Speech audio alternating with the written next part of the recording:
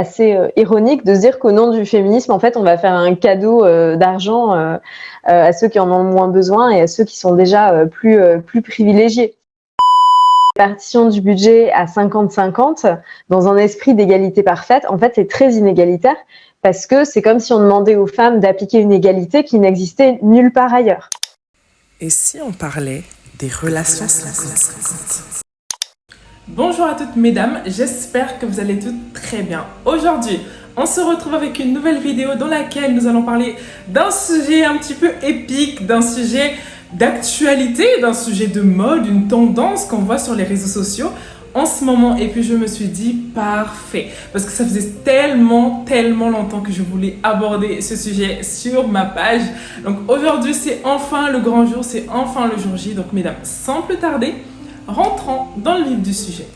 Mesdames, si vous avez Twitter, Instagram, Snapchat, whatever, peu importe, ok, vous avez certainement vu cette tendance qui consiste généralement, c'est des couples mariés qui vont expliquer, ou des couples en concubinage, peu importe, mais des couples qui vivent ensemble et qui vont expliquer qui paye quoi dans le couple, d'accord?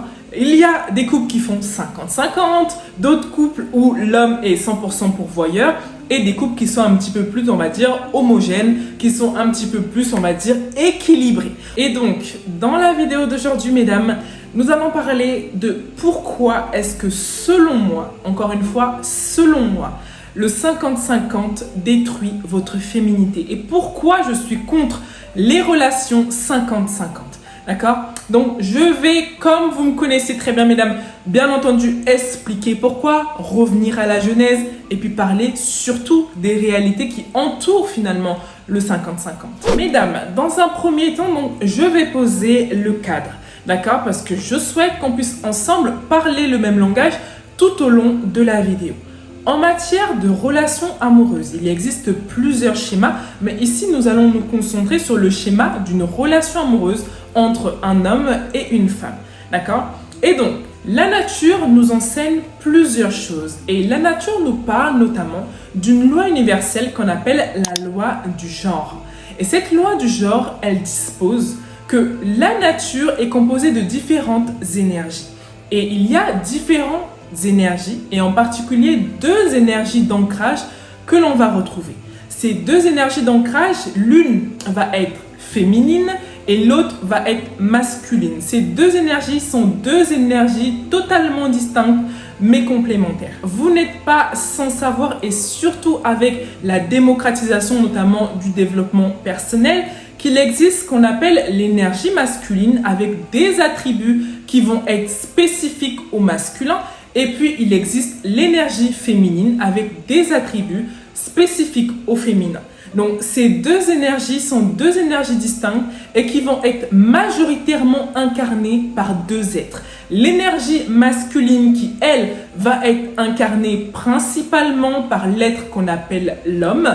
Et ensuite, l'énergie féminine, elle, quant à elle, va être incarnée majoritairement par l'être qu'on appelle femme. Il est important de savoir que, hommes comme femmes, nous avons tous de l'énergie féminine et de l'énergie masculine, d'accord? Les hommes ont également une part d'énergie féminine, tout comme les femmes ont également une part d'énergie masculine. Et cette énergie masculine, eh bien, elle s'exprime bien souvent chez les femmes. Pourquoi est-ce qu'elle s'exprime beaucoup chez les femmes? Simplement parce que la société dans laquelle nous vivons va beaucoup plus valoriser des attributs qui ont affaire au masculin, d'accord? Des attributs qui sont beaucoup plus masculines que féminines. Tout comme il existe des attributs qui sont beaucoup plus féminines que masculines. En tout cas, il existe ces deux énergies qui cohabitent ensemble. Il est donc important de savoir que l'énergie masculine, tout comme l'énergie féminine, vont s'exprimer de manière diamétralement opposée. D'accord? L'énergie masculine va s'exprimer généralement au travers de la maîtrise de soi. L'énergie masculine est une énergie qui est courageuse, c'est une énergie qui entreprend, qui fait les choses, qui lead, qui aime l'idée. D'accord? L'énergie masculine va être également une énergie qui est beaucoup dans l'action, d'accord? Qui est beaucoup dans l'action, dans le fait d'entreprendre, dans le fait de passer à l'action, qui est beaucoup tournée vers l'extérieur. Et d'ailleurs, une chose qui est assez marrante, c'est que l'appareil génital masculin est externe. L'énergie féminine, quant à elle, va beaucoup plus être tournée vers l'intérieur et constater que l'appareil génital féminin est interne. Et donc, l'énergie féminine est beaucoup tournée vers l'intérieur, vers l'être interne. Elle va notamment s'exprimer par des attributs tels que la sensibilité, la douceur, le discernement.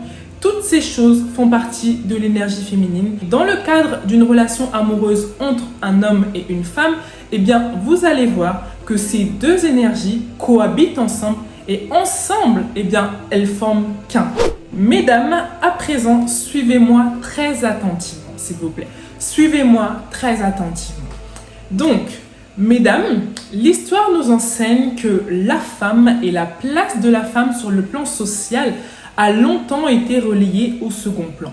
Durant longtemps, le rôle de la femme était uniquement de s'occuper de son foyer, de s'occuper de ses enfants, de porter la vie et ainsi que de s'occuper bien sûr des besoins de son mari. Les personnes qui faisaient fonctionner l'économie, qui faisaient fonctionner finalement la société, c'était les hommes parce que les hommes allaient au travail, les hommes ramenaient l'argent ou le pain à la maison, d'accord? Donc l'homme pourvoyait aux besoins de sa famille, d'accord? Et la femme, elle entretenait sa famille, elle entretenait son homme sur le plan physique et moral.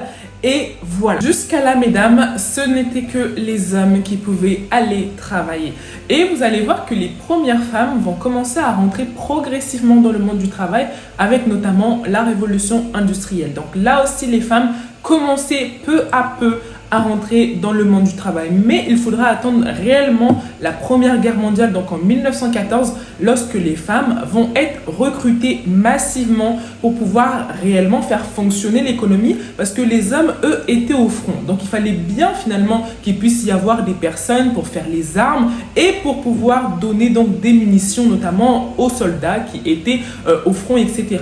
Et donc les femmes vont elles aussi commencer notamment à travailler dans les usines, à fournir des munitions et à faire exactement le même travail que les hommes étaient en capacité de faire. Et c'était là notamment la première fois que l'économie d'un pays pouvait fonctionner sans les hommes. Parce que souvenez-vous, jusqu'à là, c'était les hommes qui pourvoyaient, c'était les hommes qui travaillaient. Et donc là, ça va vraiment être la première fois de l'histoire que nous allons voir finalement les femmes faire fonctionner l'économie d'un pays, d'une nation, sans l'aide des hommes. Donc c'est en cela que lorsque la guerre notamment va se terminer, eh bien les femmes, elles aussi, voudront finalement commencer à rentrer en fait dans le monde du travail. Parce qu'elles étaient aussi un petit peu fatiguées de ce train de vie notamment qui était assez redondant lorsqu'on est à la maison toute la journée, etc. S'occuper des enfants est tout un travail finalement, on va pas se mentir. Mais ce que je veux dire, c'est que finalement, les femmes, elles aussi, avaient un petit peu pris goût parce que finalement, elles se retrouvaient avec d'autres femmes en train de travailler et en se sentant finalement utiles aussi pour la nation, pour la société, etc. Et donc, c'est en cela notamment que les femmes, lors de la guerre 1914 à 1918, eh bien, elles vont être massivement recrutées pour travailler et en cela, elles vont faire vraiment fonctionner l'économie d'un pays. Une fois donc la fin de guerre, eh bien, on se rend compte que les femmes, elles aussi, eh bien, elles constituent une véritable main-d'œuvre. D'accord? Et donc, certaines vont commencer petit à petit à rentrer dans le monde du travail et parfois même à gagner un salaire. Mais jusqu'à là, notamment, pour qu'une femme puisse être payée, eh bien, il fallait l'autorisation de son mari. Et donc, les femmes pouvaient être payées. Généralement, elles étaient payées un peu moins que les hommes, mais c'était déjà ça, elles étaient quand même payées pour la plupart. Donc, ça va seulement être en 1965 notamment que les femmes pourront elles aussi travailler librement et ça sans l'autorisation de qui que ce soit, ni même de leur mari. Maintenant, il faut savoir, mesdames, que lorsque les premières femmes sont rentrées dans le monde du travail, c'était une avancée fondamentale, c'était une avancée qu'on n'avait jamais vue. Néanmoins, les femmes sont venues être une main-d'œuvre. Elles sont venues être une main-d'œuvre supplémentaire parce qu'on a vu que les femmes, elles aussi, étaient en mesure de travailler, parfois même autant que les hommes, et en étant souvent un peu moins bien payées et parfois même pas du tout payées. Qui dirait non à une main-d'œuvre supplémentaire, surtout quand cette main-d'œuvre supplémentaire, eh bien, on peut l'exploiter sans même la payer ou en la payant du coup moins que les hommes. Mais le véritable problème qui se pose dans ce schéma, c'est que lorsque les femmes sont arrivées dans le monde du travail, alors oui, elles ont fait comme les hommes, elles ont travaillé, sauf qu'elles sont venues dans un monde du travail qui avait été établi par les hommes, créé par les hommes et pour des hommes. C'est-à-dire que le monde du travail, dans l'état où il était construit, il avait été fait pour des individus de sexe masculin.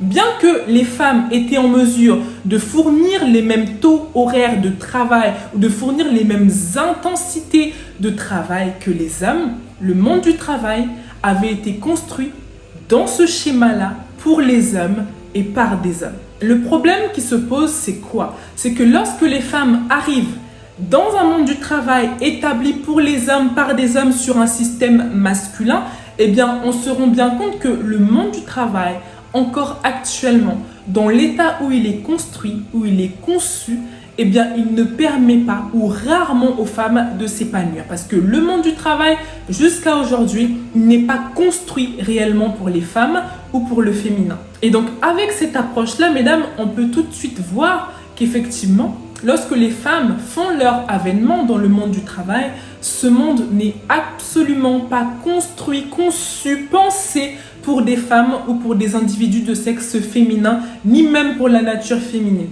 Et donc, quand les femmes viennent dans ce monde du travail, sur ce schéma-là, avec ce schéma-là, eh bien, vous vous rendez bien compte que finalement, il va commencer à y avoir un problème. Là où avant, les femmes étaient uniquement dédiées à l'exercice des tâches domestiques et à s'occuper de leur foyer, de leur famille, etc., eh bien là, les femmes se retrouvaient avec un foyer, mais également avec un travail. Et nous sommes exactement, jusqu'à aujourd'hui, dans ce même schéma. D'accord? Dans un schéma où le monde du travail, encore actuellement, n'est absolument pas construit, conçu, ni même pensé pour les femmes doivent en plus s'occuper de leur foyer, de leur famille, des besoins de leur mari, de leurs enfants lorsqu'elles décident d'en avoir.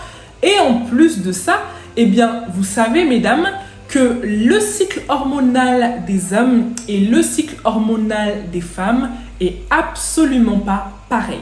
Là où les hommes, eux, vont avoir un cycle hormonal sur 24 heures, les femmes vont avoir un cycle hormonal sur 28 jours, mesdames. Et donc, ça fait que les femmes ont besoin de plus de repos que les hommes. Les hommes, toutes les 24 heures, eh bien, leur cycle hormonal, hop, eh bien, ils sont déjà opérationnels. Alors qu'une femme a besoin d'attendre 28 jours en moyenne. D'accord? Et donc, vous vous rendez bien compte, mesdames, que les femmes ont besoin de plus de repos que les hommes.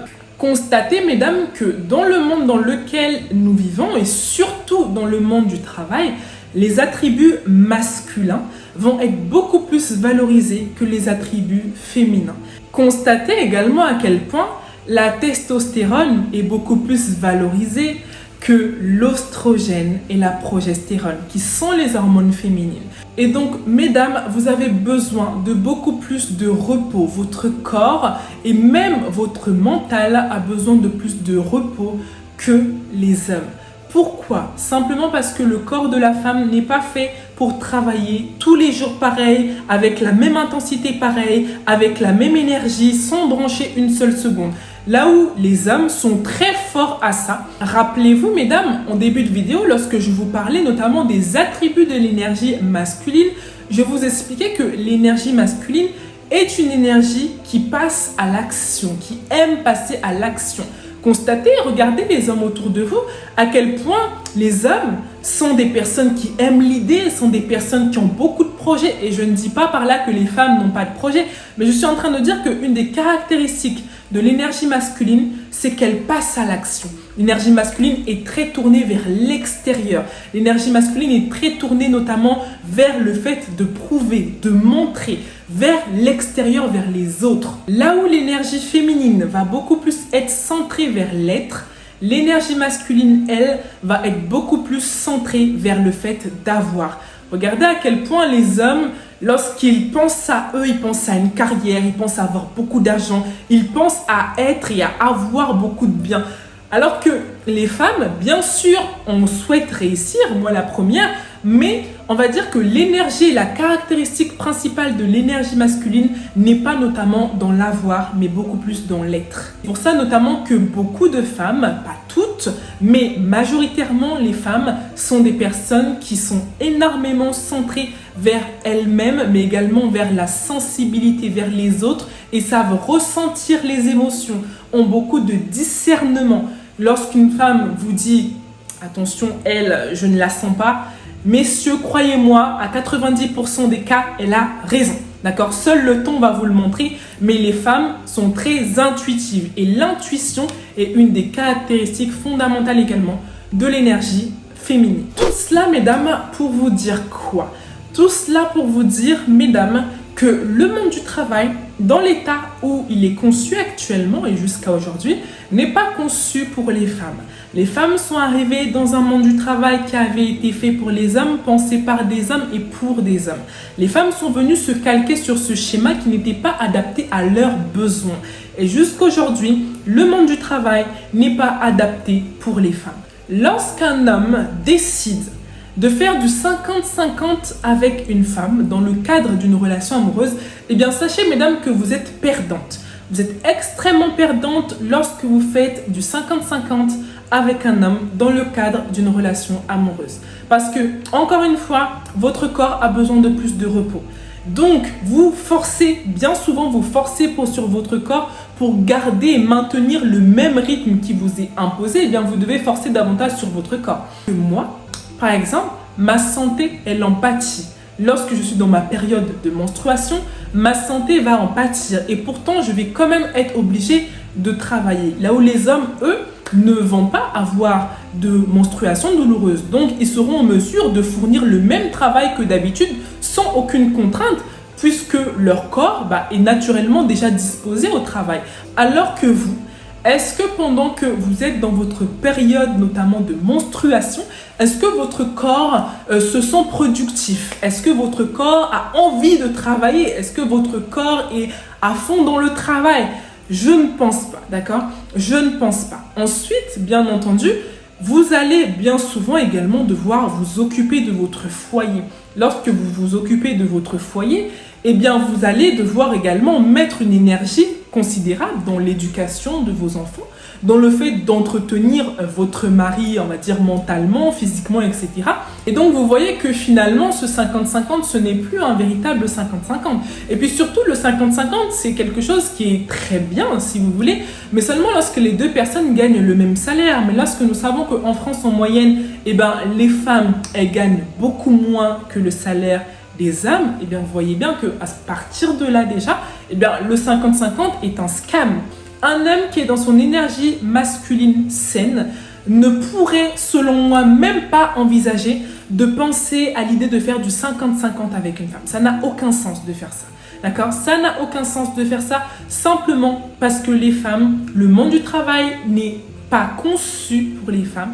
Les femmes doivent ensuite s'occuper de leur foyer parce que finalement, la responsabilité du foyer, qu'on le veuille ou pas, alors vous pouvez toujours me dire oui, mais moi et mon partenaire, on fait 50% le ménage, une fois sur deux c'est moi, une fois sur deux c'est lui.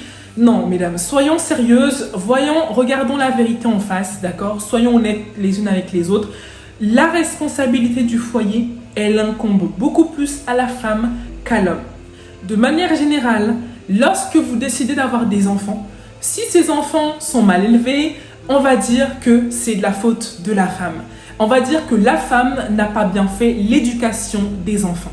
Si vos enfants deviennent des délinquants, on va dire que la femme ne s'est pas bien occupée de ses enfants. Tout au niveau du foyer, bien souvent, la société va le mettre sur le dos des femmes. Et donc, c'est pour ça que ce n'est pas avantageux pour une femme de faire du 50-50 avec les hommes parce que finalement, ce n'est très vite plus du 50-50. Ça va vite devenir du 90-10. C'est pour ça que je considère que les relations 50-50, elles sont beaucoup plus bénéfiques aux hommes qu'aux femmes. D'accord? Parce que quand vous êtes une femme qui décide de faire du 50-50 avec un homme, sachez que vous n'êtes pas en train de faire du 50-50. En tout cas, sur le papier, ça paraît équitable, mais dans les faits, ce ne l'est pas. Mesdames, il est également important de nuancer les choses. Je ne suis pas non plus de celles qui vont notamment prôner le fait que l'homme doit pourvoir à 100%. Je suis pour les hommes pourvoyeurs. J'aimerais avoir un partenaire pourvoyeur, d'accord? Mais je ne suis pas de celles qui, lorsque votre partenaire gagne 2000 €, vous allez lui demander de tout payer. Ça ne se fait pas, mesdames. Enfin, je veux dire, le salaire médian en France, il est autour de 1800 €. Donc déjà, lorsque vous gagnez 2000 €, vous êtes considéré comme gagnant au-dessus de la moyenne. Sauf que 2000 €, ce n'est pas grand-chose en réalité, d'accord? 2000 €, c'est pas du tout grand-chose. Et donc, je considère que lorsqu'un partenaire, il gagne 2000 €, je pense que si vous êtes une femme qui travaille, vous pouvez quand même l'aider sur certaines charges. Attention, pour moi, je considère que les grosses charges doivent quand même revenir à l'homme. Parce que l'homme, et selon moi, j'ai aucun mal avec le fait de dire que lorsque j'aurai un partenaire, eh bien, je considère que ce partenaire est le chef de famille. Je considère que mon partenaire est le leader. Je considère qu'il est un homme, donc je le mets à sa place d'homme. Et sa place d'homme, je n'ai aucun mal à le valoriser. Donc moi, je n'ai aucun mal avec ça. Donc si vous avez du mal avec ça en tant que femme, ça c'est autre chose, d'accord? Néanmoins, moi, je n'ai aucun mal avec ce schéma-là. Et donc, je souhaiterais que mon partenaire puisse toujours mettre plus, d'accord? Il puisse toujours pourvoir plus que moi. C'est pour ça que je pense qu'un homme, dans son énergie masculine saine, tout comme une femme dans son énergie féminine saine, eh bien, normalement, l'homme, il se chargera des grosses dépenses. Je pense que dans le cadre d'un couple, l'homme doit toujours pourvoir plus. Simplement parce que, en tout cas, de mon point de vue, l'homme est le pourvoyeur. L'homme est le leader. Et parce qu'il est le leader, parce qu'il est celui qui donne la direction, parce qu'il est un homme, eh bien, je considère qu'il doit pourvoir un petit peu plus que la femme. Ce qui ne veut pas dire que la femme ne doit pas pourvoir, mais ça veut dire que la femme, si elle s'occupe également, si elle travaille, eh bien, elle doit être en mesure également de contribuer, notamment aux charges du foyer, mais moins que l'homme. Si je dois quantifier notamment le schéma avec lequel je serais le plus d'accord, ça serait notamment 60% pour les dépenses de l'homme sur son salaire et 40% pour les dépenses de la femme sur son salaire. Ou 70 pour l'homme et 30 pour la femme. Je considère que l'homme doit toujours pourvoir un petit peu plus. Simplement parce qu'il est un homme, d'accord? Et parce qu'il est un homme, eh bien, il doit être en mesure de le faire. Et c'est aussi une manière de laisser s'exprimer son énergie masculine. Lorsque vous, en tant que femme, vous êtes un petit peu plus en retrait, vous laissez l'homme s'occuper des choses, vous laissez l'homme être le leader qui doit être, eh bien, vous laissez également l'espace à son énergie masculine de s'exprimer. Donc, c'est pour ça que je pense qu'une femme ne devrait pas avoir à faire du 50-50 avec un homme parce que l'homme doit toujours faire un petit peu plus. Lorsque vous faites du 50-50 avec un homme, eh bien, vous n'êtes pas dans votre énergie féminine, bien souvent. Donc, c'est pour ça que je pense qu'il est extrêmement important, notamment, de laisser s'exprimer l'énergie masculine. Et tout comme lorsque vous laissez à cet homme la place d'être un homme, d'être un pourvoyeur, d'être un leader, eh bien, il vous traitera naturellement comme un joyau, comme une couronne.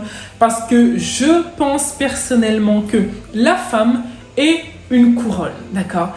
Et la femme est une couronne sur la tête d'un homme.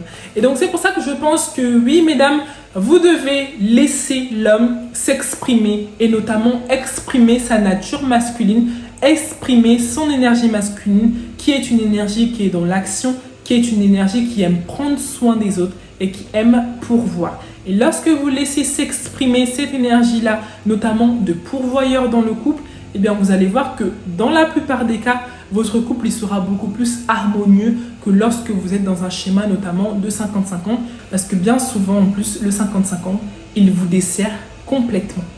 Et donc mesdames, on arrive déjà à la fin de cette vidéo. J'espère qu'elle vous aura plu parce que ça a été une vidéo que je souhaitais faire depuis un moment maintenant. Et donc voilà, surtout n'hésitez pas mesdames à me dire ce que vous en pensez en commentaire. Et nous, mesdames, on se retrouve très prochainement pour une nouvelle vidéo. D'ici là, mesdames, prenez soin de vous. Moi, je vous embrasse. Ciao.